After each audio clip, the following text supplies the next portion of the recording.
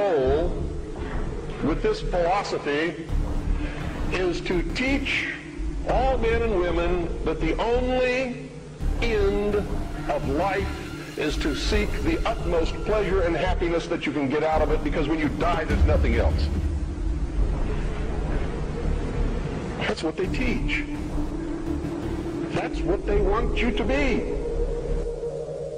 They don't want laws against sexual promiscuity. That's why they don't want families. That's why they don't want marriage.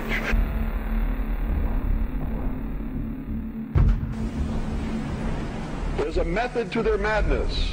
There's really not much method to yours, because you're operating from a place of ignorance. And until you change that, you're going to be bumbling around, bumping into each other, saying and doing the wrong things, not understanding the nature of your enemy. And if you don't understand the nature of your enemy and the weapons they use, you cannot fight that enemy. You can't fight the battle. You shouldn't even be on the battlefield. That's why you're losing the war.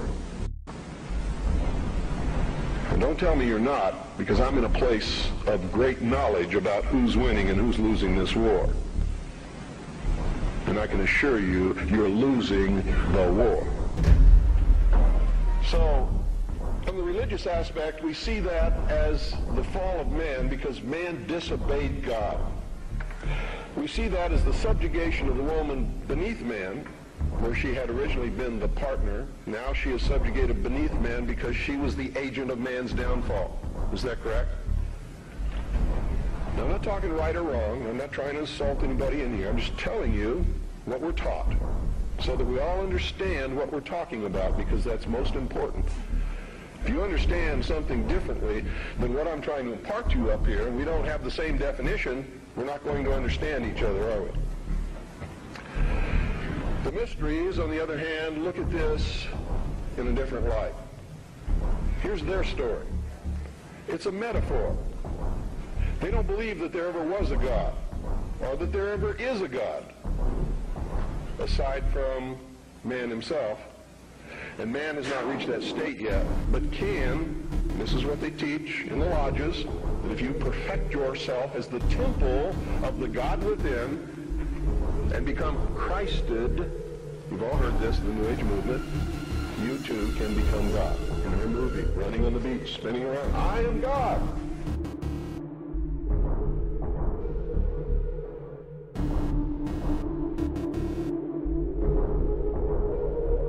Through the use of intellect, man will conquer the earth, will conquer nature, and will himself become God. It's taught in every Masonic temple in this land. Every secret brotherhood, every secret society, every mystical temple, every occult organization teaches the Luciferian philosophy. They do not believe in Lucifer. They do not believe in any entity called a devil, and they do not believe in God.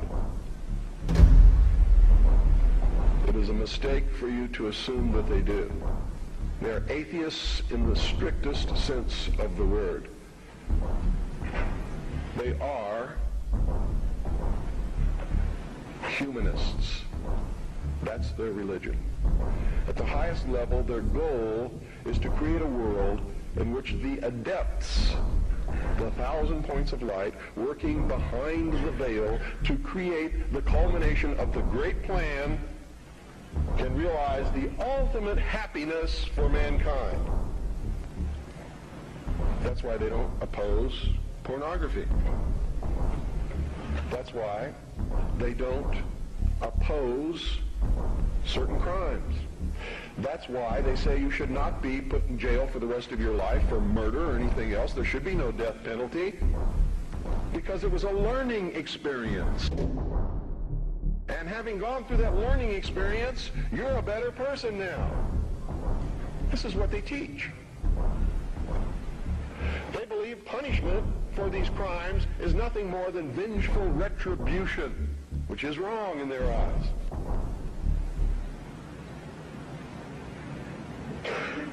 So these are really the two philosophies that we have competing with each other in the world today.